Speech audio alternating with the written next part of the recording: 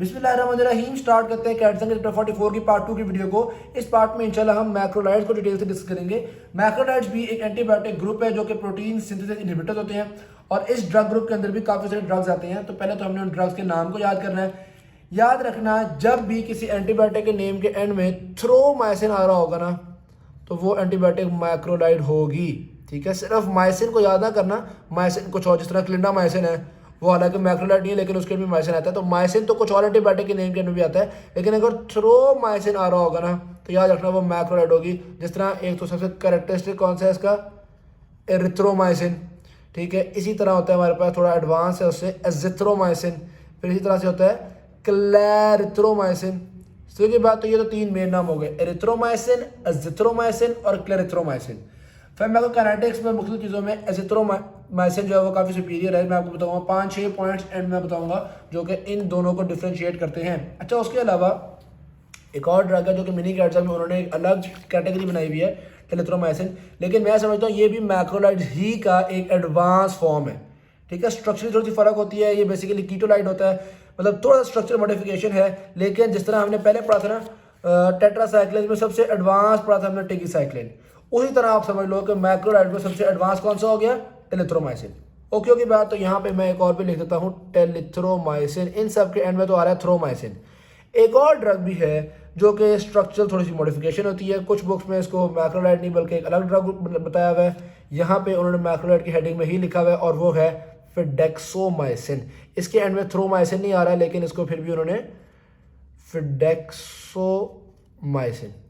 अच्छा जी, अब ये हो गया आपके पास सारे नाम जो कि आपने याद रखने मैक्रोलाइड्स के अंदर। ओके के बाद अब मैक्रोलाइड्स बेसिकली होते क्या है, स्ट्रक्चरली थोड़ा सा देख लें तो साइक्लिक लैक्टोन रिंग स्ट्रक्चर्स होते हैं। इसके फार्माकोकाइनेटिक्स की तरफ आते हैं। फार्माकोकाइनेटिक्स में आपको पता है हमने किसी भी ड्रग की आदमी को देखना होता है, ADME। ए को अगर देखा जाए तो उन्होंने बताया हुआ गुड ओरल बायो अवेलेबिलिटी है इसकी। अलबत्ता इसमें जो एजिथ्रोमाइसिन है उसकी एब्जॉर्प्शन फूड से इफेक्ट हो रही होती है, बाकियों की एब्जॉर्प्शन बहुत ज़्यादा फूड से इफेक्ट नहीं होती। ओके के बाद तो ये एक फ़र्क आ गया एजिथ्रो और एरिथ्रोमाइसिन का। सारे फर्क एंड में मैं आपको एक दफ़ा कंपाइल्ड फॉर्म में भी बताऊंगा ऑल दो। अच्छा, दूसरी बात तो बता रहे हैं कि इनकी जो डिस्ट्रीब्यूशन है बॉडी के अंदर बहुत अच्छी होती है, ज़्यादातर बॉडी टिश्यू में चले जाते हैं। अलबत्ता बिग कैट में उन्होंने बताया हुआ है कि सेरिब्रोस्पाइनल फ्लूइड में नहीं जाते, यानी कि CNS में नहीं जाते, ब्लड ब्रेन बैरियर को क्रॉस नहीं करते। सही, तो इस तरह से हमने इसकी डिस्ट्रीब्यूशन को भी डिस्कस कर लिया। मेटाबॉलिज्म की बात की जाए तो ज़्यादातर ये हेपेटिक मेटाबॉलिज्म ही हो रहा होता है इनका, लेकिन एजिथ्रोमाइसिन जो होती है उसका हेपेटिक मेटाबॉलिज्म ऐसा सच नहीं होता। वो जिस फॉर्म में ड्रग है वो ड्रग फॉर्म में ही बॉडी से एलिमिनेट हो रहा होता है, तो मेटाबॉलिज्म एजिथ्रोमाइसिन का उस तरह से नहीं हो पा रहा। ठीक, एलिमिनेशन भी देखी जाए तो वो बता रहे हैं एलिमिनेशन ऑफ एरिथ्रोमाइसिन और क्लैरिथ्रोमाइसिन काफ़ी रैपिड होती है, लेकिन एजिथ्रोमाइसिन जो थी AZ वाली एजिथ्रोमाइसिन, उसकी एलिमिनेशन इतनी जल्दी नहीं हो पाती। उसकी हाफ लाइफ थोड़ी लंबी होती है, बल्कि काफ़ी लंबी होती है। उसकी हाफ लाइफ 2 to 4 डेज होती है। ठीक है, तो एजिथ्रोमाइसिन, तीसरी चीज़ में फ़र्क हो गया कि इसकी हाफ लाइफ बहुत लंबी होती है, जबकि एरिथ्रोमाइसिन वगैरह की हमने देखा सिर्फ 2 to 6 आवर्स होती है। सही, तो 2 to 6 आवर्स होती है आपके पास एरिथ्रोमाइसिन और क्लैरिथ्रोमाइसिन वगैरह की, और एजिथ्रोमाइसिन की 2 to 4 डेज है। तो ये तो हो गया आपके पास फार्माकोकाइनेटिक्स। ठीक है, फार्माकोकाइनेटिक्स बहुत ज़्यादा इंपॉर्टेंट नहीं होती है लेकिन अलबत्ता MCQs वगैरह में आपको काम आती है। तो मिनी कैटसन की तो जो बातें वो आपने याद करनी ही है। अब हम आते हैं एंटीबैक्टीरियल स्पेक्ट्रम की तरफ, एंटीबैक्टीरियल एक्टिविटी की तरफ। एरिथ्रोमाइसिन की पहले डिस्कस की हुई है, कैम्पाइलोबैक्टर, क्लैमिडिया, कुछ हद तक तो सिमिलर है इसकी आपकी टेट्रासाइक्लिन से। उसके अलावा जो आपके पास कम्युनिटी एक्वायर्ड नमूनिया होते हैं ना, या आपके एटिपिकल नमूनिया, या मतलब आप नमूनिया के बैक्टीरिया के नाम से बनाना शुरू करो। आपके जैसे मेगा माइकोप्लाज्मा नमूना है, इसी तरह से मेगा क्लैमिडिया का भी एक होता है नमूनिया वाला। अभी अगर मैं आपको आगे दिखाऊँ, अच्छा, एक तो है कैम्पाइलोबैक्टर जेजनी। कैम्पाइलोबैक्टर जेजनी का फर्स्ट लाइन ड्रग आपके पास मैक्रोलाइड्स ही होते हैं। आप टेबल 51.1 देखेंगे बिग कैटसन का, तो उसमें आपको नजर आएगा एरिथ्रोमाइसिन, एजिथ्रोमाइसिन, यही उसकी फर्स्ट लाइन ड्रग होते हैं। अच्छा जी, जो मैंने आपको कहा था ना नमूनिया वाला, ये देखो, क्लेमिडोफिला नमूना है, लिग्यूलेरा नेमोफिलिया, स्ट्रेप्टोकोकस नमूना है, माइकोप्लाज्मा नमूना है। सारे नमूनिया वाले जो होते हैं ना उनमें आपके पास फर्स्ट लाइन ड्रग में ये एरिथ्रोमाइसिन, एजिथ्रोमाइसिन वगैरह हम यूज़ कर रहे होते हैं। सही बात, तो ये तो हम स्पेक्ट्रम को देख रहे हैं कि किन किन के खिलाफ काम कर रहा है। क्लेमिडिया के अंदर फर्स्ट लाइन ड्रग आपके पास एरिथ्रोमाइसिन आ रहा होता है। इसी तरह माइकोप्लाज्मा नमूना के अंदर फर्स्ट लाइन एरिथ्रोमाइसिन आ रहा होता है, सेकंड लाइन में भी एजिथ्रोमाइसिन ही लिखा हुआ है। तो यानी कि मैक्रोलाइड ही बेसिकली लेग्यूनेला में इनमें हम मैक्रोलाइड ही यूज़ कर रहे होते हैं। मोटी मोटी बातें, अगर आपने जरा सी बात है मैंने दोबारा रिपीट करता हूँ कि अगर आपने माइक्रो पढ़ी हुई होगी तो बहुत ज़्यादा हेल्प होगी आपको। अच्छा, टॉक्सोप्लाज्मा के अंदर भी काम आ गया। अब आता है रेजिस्टेंस। इन ड्रग्स के अगेंस्ट रेजिस्टेंस कैसे डेवलप होती है। अच्छा, रेजिस्टेंस से पहले एक पॉइंट जो मैंने मिस कर दिया वो ये है कि अजिथ्रोमाइसिन गोनोरिया के अल्टरनेटिव ट्रीटमेंट में भी यूज़ होता है। अब ये बड़ी इंटरेस्टिंग बातें हो गई। हमने जो पहला चैप्टर पढ़ा था ना, यानी कि चैप्टर 43, उसमें दो बड़ी इंपॉर्टेंट बीमारियां पढ़ी थी हमने। एक बीमारी हमने पढ़ी थी साइफिलिस, ठीक है। साइफिलिस का फर्स्ट लाइन ड्रग हमने पढ़ा था पेनिसिलिन जी, और हमने कहा था अगर पेनिसिलिन जी से एलर्जी हो तो सेकेंड लाइन ड्रग हम यूज़ कर लेते हैं टेट्रासाइक्लिन्स, ठीक है। यहाँ पे टेट्रासाइक्लिन्स के अंदर पढ़ लिया था हमने साइफिलिस का। ये देखो, ट्रीटमेंट ऑफ साइफिलिस में टेट्रासाइक्लिन यूज़ करते हैं, ठीक। अब हम बीमारी पढ़ रहे हैं गोनोरिया। गोनोरिया का फर्स्ट लाइन ड्रग हमने पढ़ा था सेफ्ट्राइक्सोन, सेफ्लास्पोलिन की थर्ड जनरेशन, ठीक है। सेफ्ट्राइक्सोन हमने पढ़ा था। यहाँ पे हम देख रहे हैं कि अगर सेफ्ट्राइक्सोन ना काम कर रहा हो या उससे पेशेंट को एलर्जी वगैरह हो तो नंबर 2 पे क्या यूज़ कर सकते हैं हम, अजिथ्रोमाइसिन, ठीक है। की बात, तो ये फर्स्ट लाइन भी हो गया, सेकंड लाइन भी हो गया। इसी तरह इसका भी फर्स्ट लाइन भी हो गया, सेकंड लाइन भी हो गया। आहिस्ता आहिस्ता आपको टेबल 51.1 जो है वो याद होता चला जाएगा आपको। तो ये चीज़ें इस तरह से कैटेगरी के लिए, क्योंकि जब एमसीक्यू आएगा ना आपको कि पेशेंट को गोनोरिया है, आप ट्रीटमेंट में क्या देंगे, आपको याद है गोनोरिया में तो गोनोरिया तो यहाँ भी लिखा हुआ था, गोनोरिया वहाँ भी लिखा हुआ था। तो ये बात पता होनी चाहिए कि फर्स्ट लाइन कौन सा है और सेकंड लाइन कौन सा है। ऑलराइट जी। अच्छा जी, हम आ गए थे रेजिस्टेंस पे कि इनके अगेंस्ट रेजिस्टेंस कैसे डेवलप होती है। एक तो सिंपल सी बात उन्होंने बता दिया आपको, इफ्लक्स पंप्स। ये तो कोई बहुत इतनी इंपॉर्टेंट चीज़ नहीं है, मतलब अक्सर ड्रग ग्रुप्स के रेजिस्टेंस में इफ्लक्स पंप्स का रोल तो होता ही है, टेट्रासाइक्लिन में भी था। दूसरा वो कह रहे हैं कि कुछ बैक्टीरियाज मिथाइलेज प्रोड्यूस करते हैं जो कि राइबोसोमल बाइंडिंग साइट पे एक मिथाइल ग्रुप को ऐड कर देता है। अब जारी बात है, मैकेनिज्म ऑफ एक्शन आपको ये तो पता ही है कि मैक्रोलाइड्स जो होते हैं वो 50S राइबोसोम पे लगते हैं। ये देखो M, ठीक है, 50S राइबोसोम पे लगते हैं और इनिशिएशन कॉम्प्लेक्स को रोकते हैं, ठीक। तो एक मिथाइलेज अगर आ गया और उसने इसकी बाइंडिंग साइट पे मिथाइल ग्रुप लगा दिया तो सारी सी बात है ये बेचारा नहीं लग सकेगा और मैक्रोलाइड अपना काम नहीं कर सकेगा। तो रेजिस्टेंस का मैकेनिज्म मिथाइलेज के थ्रू। अब ये बात याद रखो, जो इस तरह का होता है ना, बड़ा फर्क सा नाम या फर्क सी चीज़, वो आपके पास एग्जामिनेशन पॉइंट ऑफ व्यू से ज़्यादा इंपॉर्टेंट होती है। कोई आपसे नहीं ये कहेगा कि बेटा इफ्लक्स जिसकी रेजिस्टेंस होती है वो एंटीबायोटिक कौन सा है, क्योंकि इफ्लक्स तो बड़ा एक जनरल सा मैकेनिज्म है। हाँ, ये जरूर पूछ सकते हैं कि बैक्टीरिया मिथाइलेज के थ्रू किसके अगेंस्ट रेजिस्टेंस प्रोड्यूस करता है, तो उसका आंसर आप बताओगे कि भाई मैक्रोलाइड्स में मिथाइलेज के थ्रू रेजिस्टेंस होती है, ठीक। और उसके अलावा कुछ बैक्टीरियाज एंटरबैक्टीरिया में कह रहे हैं उनके अंदर ड्रग मेटाबोलाइजिंग एस्टरेजेस भी प्रोड्यूस हो जाते हैं। एस्टरेजेस, वो एस्टरेजेस जो होते हैं वो ड्रग को मेटाबोलाइज कर देते हैं और इस तरह से रेजिस्टेंस डेवलप कर लेते हैं। तो ये कुछ बैक्टीरिया में, सिर्फ एंटरबैक्टीरिया में, ठीक है। तो ये 3 मैकेनिज्म्स ऑफ रेजिस्टेंस हो गए, लेकिन रेजिस्टेंसेस भी एजिथ्रोमाइसिन के खिलाफ इतनी इफेक्टिव नहीं होती। यानी कि अक्सर बैक्टीरिया जो होते हैं वो एरिथ्रोमाइसिन वगैरह के खिलाफ तो रेजिस्टेंस डेवलप कर लेते हैं, लेकिन एजिथ्रोमाइसिन के खिलाफ नहीं कर पाते। तो ये एजिथ्रोमाइसिन की चौथी फर्क चीज़ हो गई, चौथी खूबी है, चौथी एक फर्क चीज़ हो गई। ऑलराइट जी, ये वाली बातें हमने यहाँ तक कंप्लीट कर गई। एक और बात वो कह रहे हैं कि ये देखो, partial cross resistance with other drugs. अब इसका क्या मतलब होता है, क्रॉस रेजिस्टेंस का मतलब मैंने आपको बताया हुआ है कि अगर एक ड्रग से रेजिस्टेंट है तो वो दूसरे ड्रग से भी रेजिस्टेंट होगा। तो अमूमन ऐसे ही होता है, एरिथ्रोमाइसिन रेजिस्टेंट है तो क्लिंडामाइसिन से भी रेजिस्टेंट होगा। अलबत्ता ये बात हमने डिस्कस कर ली है कि एजिथ्रोमाइसिन जो होता है वो निस्बतन थोड़ा सा बेहतर है, वो अक्सर रेजिस्टेंस के खिलाफ भी काम कर लेता है। Alright, clinical uses are almost similar to the antibacterial spectrum, ठीक है। जब हम पढ़ते हैं बैक्टीरिया का स्पेक्ट्रम क्या है तो तकरीबन क्लिनिकल यूज ही डिस्कस कर रहे होते हैं वहाँ भी हम। तो क्लिनिकल यूज एरिथ्रोमाइसिन के बताए हुए उन्होंने, मैंने आपको बताया जो भी नमूनिया वाले होते हैं, क्लेमिडोफिला नमूनिया हो गया, लेगुलर निमोफिलिया हो गया, ये सारे। उसके अलावा कोरोना बैक्टीरियम डिप्थीरिया, अब पता ना डिप्थीरिया बड़ी कॉमन सी चीज़ है, तो जारी पता है कॉमन चीज़ का इलाज आपको आना चाहिए। इसी तरह से कैम्पैलोबैक्टर जजनी, ये पहले भी डिस्कस किया था कि कैम्पैलोबैक्टर जजनी के खिलाफ फर्स्ट लाइन ड्रग होता है आपके पास, ठीक है। तो एरिथ्रोमाइसिन कैम्पैलोबैक्टर जजनी में यूज़ होता है। अगर मैं थोड़ा सा माइक्रो का आपको बताऊं तो कैम्पैलोबैक्टर जजनी जो होता है वो गुलियन-बेयर सिंड्रोम जो हम पढ़ते हैं, असेंडिंग पैरालिसिस, ये वो चीज़ें कॉज करवा रहा होता है। तो कैम्पैलोबैक्टर जजनी के खिलाफ भी काम होता है। कोरोना बैक्टीरियम डिप्थीरिया तो बड़ी कॉमन चीज़ है, उसके खिलाफ भी काम कर रहा है। क्लैमिडिया ट्रैकोमैटिस, अब ये बच्चे जो सेक्शुअल इशूज़ हो रहे हैं, बीमारियाँ हो रही हैं, उनके खिलाफ ये काम कर रहा है। ऑलराइट जी, स्ट्रेप्टोकोकस नमूनिया दोबारा आ गया, इसके खिलाफ भी। अलबत्ता जो कह रहे हैं पेनिसिलिन रेजिस्टेंट स्ट्रेप्टोकोकस होते हैं ना, उनके अगेंस्ट एरिथ्रोमाइसिन काम नहीं कर पाती।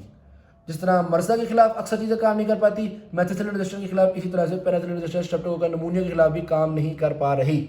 ऑलराइट जी, ये तो हो गई एरिथ्रोमाइसिन के बारे में। एजिथ्रोमाइसिन की बात की जाए तो इसके भी सिमिलर यूजेस हैं, लेकिन इसकी एक्टिविटी ज़्यादा होती है अगेंस्ट हीमोफिलस इन्फ्लुएंजा, मोराक्जिला कैटारहाइलेस और निजेरिया। तो अगर ये वाली बीमारियां हों, निजेरिया गोनोर होए, हेमोफिलस इन्फ्लुएंजा और मोरैक्जिला कैटारहाइलेस। इन बीमारियों की सूरत में हम मैक्रोलाइड्स में से कौन सा मैक्रोलाइड देंगे?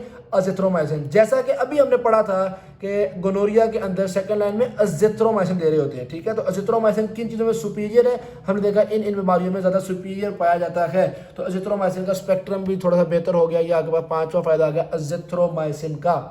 उसके अलावा फिर अगर आपको फिर उन्होंने बताया हुआ जेनेटिक यूरिनरी इन्फेक्शन में भी इस्तेमाल कर रहे हैं। और थोड़ा सा उन्होंने बताया हुआ कि 4 डे कोर्स ट्रीटमेंट होता है आपके पास कम्युनिटी एक्वायर्ड नमूनिया में। कम्युनिटी एक्वायर्ड नमूनिया में ऑल्दो यूज हम एरिथ्रोमाइसिन भी करते हैं, लेकिन चूंकि अजिथ्रोमाइसिन की हाफ लाइफ ज़्यादा होती है, याद है फार्माकोकाइनेटिक्स में बड़ी डोमिनेंट बात की थी कि 2 to 5 डेज की हाफ लाइफ थी। तो इस तरह से अजिथ्रोमाइसिन का यूज थोड़ा सा फर्क होगा। अभी हम एमसीक्यूज में भी देखेंगे किस तरह से फर्क आ रहा होता है। एनीवे जनाब वाली क्लेरिथ्रोमाइसिन की बात की जाए तो 2 बातें ध्यान में रखनी है आपने कि 2 चीज़ों में ज़्यादा काम का होता है। Number 1 H pylori. यार ये तो बहुत मतलब एक बड़ी इंपॉर्टेंट बात है कि जो पेप्टिक अल्सर होते हैं ना, उसमें अगर आपसे पूछे कौन सा मैक्रोलाइड इस्तेमाल करते हैं तो आंसर होगा क्लेरिथ्रोमाइसिन, ठीक है। आपको याद होगा एच पायलोरी में हमने टेट्रासाइक्लिन्स भी इस्तेमाल किए थे जो कि ट्रिपल थेरेपी क्वाड्रुपल थेरेपी वगैरह में होते हैं। टेट्रासाइक्लिन भी इस्तेमाल किए थे हमने एच पायलोरी वाले अल्सर्स में। और अब हम देख रहे हैं कि मैक्रोलाइड्स में से क्लेरिथ्रोमाइसिन सिर्फ होता है जो कि एच पायलोरी वाले इंफेक्शन में इस्तेमाल करते हैं। उसके अलावा माइकोबैक्टीरियम एवियम इसके प्रोफाइलैक्सिस में भी क्लेरिथ्रोमाइसिन इस्तेमाल होता है। अब आप कहेंगे यार बहुत सारी बातें बता दी हैं, इनको रट्टा कौन मारेगा, तो ऐसी बातें बहुत टाइम लगेगा आपको याद करने में। लेकिन मोटी मोटी बातें अगर जेब में रखनी है तो जेब में रख लो। कम्युनिटी एक्वायर्ड नमूनिया वगैरह इस्तेमाल हो रहा है, ठीक है। गोनोरिया का सेकंड लाइन एजिथ्रोमाइसिन होता है और एच पायलोरी में क्लेरिथ्रोमाइसिन इस्तेमाल करते हैं, ठीक है। तो ये मोटी मोटी बातें तो जेब में रह सकती है। ओवरऑल हमने देखा एरिथ्रोमाइसिन नमूनिया वगैरह में काफ़ी काम की चीज़ है। अजिथ्रोमाइसिन हीमोफिलस इन्फ्लुएंजा तो कॉमन चीज़ है। हीमोफिलस इन्फ्लुएंजा, मोरैक्जिला कैटारहाइलेस, नेज़ेरिया गोनोरहोए इसमें सिग्निफिकेंस आती है। और क्लेरिथ्रोमाइसिन इसकी सिग्निफिकेंस एच पायलोरी में ज़्यादा होती है। फिर फिडेक्सोमाइसिन। अब फिडेक्सोमाइसिन के बारे में बात यह है कि ये हम ऑलरेडी देते हैं लेकिन ये ज़्यादा एब्जॉर्ब नहीं हो पाता। अब चूंकि ये ज़्यादा एब्जॉर्ब नहीं हो पा रहा तो ज़ाहिर सी बात है ये जीआईटी के अंदर जो प्रॉब्लम्स है उनको हल करने में काफ़ी रोल प्ले करेगा। तो ये क्लोस्ट्रिडियम डिफिसाइल जो कि कोलाइटिस कॉज कर रहा होता है उसके लिए एक बड़ा इफेक्टिव ट्रीटमेंट होता है। अब क्लोस्ट्रिडियम डिफिसाइल बड़ी इंटरेस्टिंग चीज़ हो गई अभी तक हमारे लिए। कैसे इंटरेस्टिंग चीज़ हो गई है? पहले हमने पढ़े पेनिसिलिन। हमने कहा था पेनिसिलिन क्लोस्ट्रिडियम डिफिसाइल को ग्रो करवाते हैं क्योंकि वो बॉडी के नॉर्मल बैक्टीरिया के अगेंस्ट है। फिर हमने पढ़ा था क्लोस्ट्रिडियम डिफिसाइल का ट्रीटमेंट था वैंकोमाइसिन्स। वेरी सिमिलरली इस चैप्टर के अंदर भी हमने देखा था कि जो आपके पास टेट्रासाइक्लिन्स थे वो कैंडिडियासिस को और क्लोस्ट्रिडियम डिफिसाइल को प्रोड्यूस करवा रहे थे, ठीक है, सुपर इन्फेक्शन कॉज करवा रहे थे। और अब हम देख रहे हैं क्लोस्ट्रिडियम डिफिसाइल को ट्रीट करने के लिए मैक्रोलाइड्स इस्तेमाल होते हैं। मैक्रोलाइड में कौन से वाला? फिडेक्सोमाइसिन इस्तेमाल किया जाता है क्लोस्ट्रिडियम डिफिसाइल कोलाइटिस को ट्रीट करने के लिए, ठीक है बात। और हम कहते हैं कि वैंकोमाइसिन से भी बाज़ औक़ात बेहतर होता है क्योंकि जब हम ये इस्तेमाल करते हैं तो दोबारा बंदे को क्लोस्ट्रिडियम डिफिसाइल का मसला नहीं होता। काफ़ी अच्छी चीज़ है ये। वैसे क्लोस्ट्रिडियम डिफिसाइल के लिए अगर फर्स्ट लाइन ड्रग का कोई आपसे पूछ ले तो वो मेट्रोनिडाजोल होता है। ये आप देख लेंगे 51.1 टेबल के अंदर क्लोस्ट्रिडियम डिफिसाइल कोलाइटिस में मेट्रोनिडाजोल। मेट्रोनिडाजोल पता है क्या है? ये जो फ्लैजल की गोली खाते हो ना, ये मेट्रोनिडाजोल होती है। आपको पता है ना पेट खराब है सबसे पहले तो फ्लैजल ही खाते हो, ठीक है। तो मेट्रोनिडाजोल जो होता है ये फर्स्ट लाइन ड्रग होता है क्लोस्ट्रिडियम डिफिसाइल के खिलाफ। उसके अलावा फिर हमने देख लिया कि वैंकोमाइसिन भी इस्तेमाल हो रहा है और फिडेक्सोमाइसिन भी इस्तेमाल हो रहा है। सही है बात। तो एक एक चीज सिग्निफिकेंस अगर मैं आपको बताऊं तो एरिथ्रोमाइसिन की इन नमूनिया के खिलाफ, अजिथ्रोमाइसिन की गोनोरिया और इन्फ्लुएंजा के खिलाफ, क्लेरिथ्रोमाइसिन की एच पायलोरी के खिलाफ और फिडेक्सोमाइसिन की क्लोस्ट्रिडियम डिफिसाइल के खिलाफ। ऑलराइट जी। टॉक्सिसिटी की बात की तो वो तो याद करना बड़ा ही आसान है क्योंकि हम मैक्रोलाइड की टॉक्सिसिटी याद कर रहे हैं और उसका निमोनिक भी हमारे पास मैक्रो ही है। क्या निमोनिक है जी? मैक्रोलाइड है। ये तो मैंने मैक्रोलाइड अब जान लो। देखो जी, सबसे पहले आगे पास आता है एम फॉर मोटिलिटी। अब गैस्ट्रोइंटेस्टिनल इरिटेशन कॉज करवाते हैं। क्यों? क्योंकि मोटिलिन रिसेप्टर्स को स्टिमुलेट करता है और मोटिलिन रिसेप्टर्स की स्टिमुलिटी की वजह से इरिटेशन होती है। ऐसी बात है नोजिया, वॉमिटिंग, ये गैस्ट्रोइंटेस्टिनल प्रॉब्लम्स हो गए। फिर आता है आपके पास A stand for arrhythmias. Basically QT prolongation cause करवाते हैं आपके पास मैक्रोलाइड्स। क्यूटी प्रोलॉन्गेशन का जिक्र उन्होंने यहाँ पे नहीं किया हुआ, टेलिथ्रोमाइसिन की टॉक्सिसिटी में किया हुआ क्यूटी प्रोलॉन्गेशन का, ठीक है। लेकिन क्यूटी प्रोलॉन्गेशन ओवरऑल मैक्रोलाइड्स की टॉक्सिसिटी में आप मेंशन कर सकते हैं। मिनी कैट्स में भी उन्होंने मैक्रोलाइड्स ही की टॉक्सिसिटी में मेंशन किया हुआ है। अच्छा, क्यूटी प्रोलॉन्गेशन जो है ना वो और भी बहुत सारे ड्रग्स करवा रहे होते हैं। एक मतलब ये तो सारी बात है जब आप बहुत ज़्यादा ड्रग्स पढ़ते हैं तो फिर ये बातें आपको रिलेट करने में काम आ रही होती हैं। जिस तरह अभी मैंने जिक्र किया टेलिथ्रोमाइसिन, उसके अलावा एतदनवीर, ये हम देखते हैं आगे जाके पढ़ेंगे जब आप एंटीवायरल एंटी फंगस पढ़ेंगे, ठीक है, वहाँ पे भी होता है। ऑन्डेंसेट्रॉन, अब ये ऑल्दो दूसरी तरह की जीआईटी के ड्रग्स आ गए हैं। इसी तरह से रिल्पेवराइन हो गया, बेडाक्विलिन हो गया, ये सारे भी क्यूटी प्रोलॉन्गेशन कॉज करवा रहे होते हैं। तो काफ़ी सारे ड्रग्स जो कि क्यूटी प्रोलॉन्गेशन करवाते हैं, उनमें से एक मैक्रोलाइड्स भी है। तो एक तो मोटिलिटी हो गया, दूसरा आपके पास एरिथमियाज हो गया। सी फॉर कोलेस्टैटिक हेपेटाइटिस, यहाँ पे आप देख सकते हैं एक्यूट कोलेस्टैटिक हेपेटाइटिस, जो कि हाइपर सेंसिटिविटी की वजह से होता है, यानी कि ये भी कह लो एक एलर्जिक चीज़ होती है। और ये हो क्यों रही होती है? एरिथ्रोमाइसिन की एक तरह की प्रोडक्ट होती है जिसको कहते हैं एरिथ्रोमाइसिन एस्टोलेट, ठीक है। तो एरिथ्रोमाइसिन एस्टोलेट की वजह से हो रही होती है, यानी कि जो अजिथ्रोमाइसिन वगैरह है वो ये टॉक्सिसिटी इतनी कॉज नहीं करेंगे। तो अजिथ्रोमाइसिन का एक और एडवांटेज आ गया कि वो इतनी टॉक्सिसिटीज कॉज नहीं करता बनिस्बत एरिथ्रोमाइसिन की, ठीक है जी। कोलेस्टैटिक हेपेटाइटिस में देख लिया आपने। आर फॉर स्किन रैश, यहाँ पर किया उन्होंने स्किन रैश कॉज करवा रहे होते हैं। फिर ओ फॉर इओसिनोफीलिया, ठीक है। वैसे तो ई से स्टार्ट हो रहा है लेकिन याद रखने के लिए इओसिनोफीलिया भी कॉज करवाते हैं आपके पास macrolides. L for liver dysfunction, जारी बात है जब कोलेस्टैटिक हेपेटाइटिस पढ़ लिया आपने तो लिवर को तो याद रखना आपके लिए आसान ही होगा। लिवर को डिस्फंक्शन एक ही तरह के पॉइंट्स है ये, लेकिन मैंने निमोनिया का अच्छा बनाने के लिए उसको ऐड कर दिया है। I for interaction with drugs, interaction with drug तो नहीं, बेसिकली साइटोक्रोम P450 को इनहिबिट कर रहे होते हैं। तो जाहिर सी बात है उससे ये होता है कि हर मतलब वो वाले ड्रग्स जिनको लिवर में मेटाबोलाइज करना होता है उन ड्रग्स की कंसंट्रेशन बढ़ जाती है। ये आई से भी वही है, डी से भी वही है। डी से मैंने ड्रग इंटरेक्शंस में रखा हुआ था, तो आप इसको ऐसे याद कर लें, ड्रग इंटरेक्शंस, यानी कि जो ड्रग्स आपके साइटोक्रोम P450 मेटाबोलाइज कर रही थी उन ड्रग्स की कंसंट्रेशन बढ़ जाती है मैक्रोलाइड की मौजूदगी में। डी से आप डाइजॉक्सिन भी याद रख सकते हैं, क्योंकि डाइजॉक्सिन की कंसंट्रेशन भी बढ़ जाती है। तो ये हमने मैक्रोलाइड की टॉक्सिसिटी को याद कर लिया बड़े ही आसान तरीके से। इसमें भी ध्यान में रखिएगा कुछ चीज़ें जो कैरेक्टरिस्टिक होती हैं ज़्यादा इंपॉर्टेंट होती हैं, जैसा कि मिसाल के तौर पर इओसिनोफिलिया इंपॉर्टेंट है, एरिथ्रोमाइसिन एस्टोलेट जो कि कोलेस्टैटिक हेपेटाइटिस कॉज करवा रहा है, ये चीज़ थोड़ी सी आपके पास इंपॉर्टेंट है। बड़े वक्रे वक्रे से नाम है ना, जो अजीब नाम होते हैं ना एग्जामिनर उनके अंदर घुसता है। ओके ओके बात है जी। ओवरऑल एरिथ्रोमाइसिन और एजिथ्रोमाइसिन को अगर मैं कंपेयर करूं आपके पास, तो हमने देखा कि तकरीबन 6 के करीब एडवांटेज मैंने आपको गिनवाए थे। एक एडवांटेज ये है कि एजिथ्रोमाइसिन जो एडवांटेज तो नहीं, डिफ्रेंशिएशन का पॉइंट ये है, एजिथ्रोमाइसिन की एब्जॉर्प्शन फूड से इफेक्ट होती है। उसके अलावा एजिथ्रोमाइसिन ब्लड में ज़्यादा नहीं रहता, वो डिस्ट्रीब्यूट हो जाता है बॉडी के अंदर, अच्छी डिस्ट्रीब्यूशन है, ठीक है। अब चूंकि अच्छी डिस्ट्रीब्यूशन है, वैसे भी एजिथ्रोमाइसिन मेटाबोलाइज भी कम होता है और एज इट इज फॉर्म में ही बॉडी से एलिमिनेट हो रहा है। इसी वजह से एजिथ्रोमाइसिन जो होता है उसकी हाफ लाइफ भी ज़्यादा होती है, 2 to 4 डेज होती है, जबकि एरिथ्रोमाइसिन की उतनी अच्छी नहीं थी। इसी तरह से एजिथ्रोमाइसिन का जो एंटीबैक्टीरियल स्पेक्ट्रम होता है वो भी ज़्यादा होता है। आप देखते हो हीमोफिलस इन्फ्लुएंजा, मोरक्जिला कैटार और निजेरिया के खिलाफ ज़्यादा अच्छा काम करता है। इसी तरह से जो एजिथ्रोमाइसिन है उसके अगेंस्ट रेजिस्टेंसेस भी कम बैक्टीरिया प्रोड्यूस कर पाते हैं। और last but not the least जो एजिथ्रोमाइसिन है वो इस P450 को इनहिबिट करने में कम रोल प्ले कर रहा होता है। यहाँ पे हमने पढ़ा ना लिवर का एंजाइम P450 इनहिबिट हो जाता है, उसके अंदर भी एजिथ्रोमाइसिन कम रोल प्ले करता है। और टेलिथ्रोमाइसिन पे जब हम आते हैं तो मैं आपको ये साबित करूंगा कि मैंने टेलिथ्रोमाइसिन को मैक्रोलाइड्स के ग्रुप के अंदर क्यों शामिल किया था।